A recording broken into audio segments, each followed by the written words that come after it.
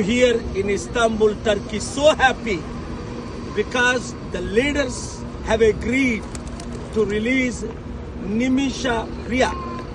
Officially, the brother, who is very upset because of many unnecessary media reports, their blood money, asking money, begging money. No, the family is so wonderful. Almost all of them agreed, except the brother who has not made announcement. But by God's grace, we convinced the family, we convinced the leadership. Main thing is the chief of the tribe, you saw on one of the TV, I showed him.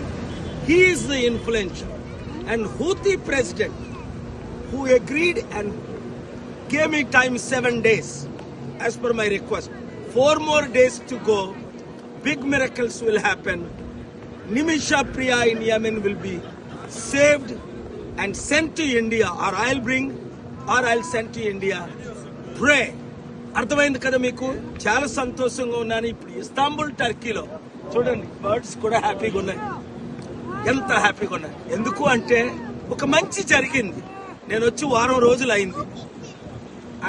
అందరితో చర్చలు జరిపాము. అటువైపు గవర్నమెంట్తో, మీరు ambassador నాతో కూర్చొని మాట్లాడడం కూడా మీరు చూశారు.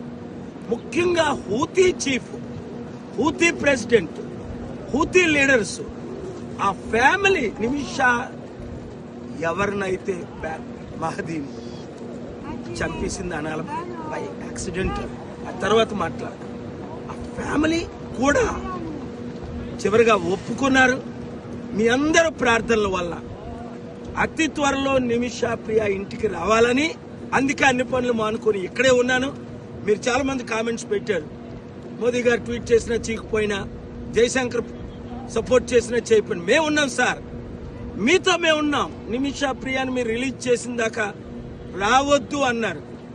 అదే 7 రోజులైంది వచ్చి. God is great. Share this video with everybody. Thank you very much.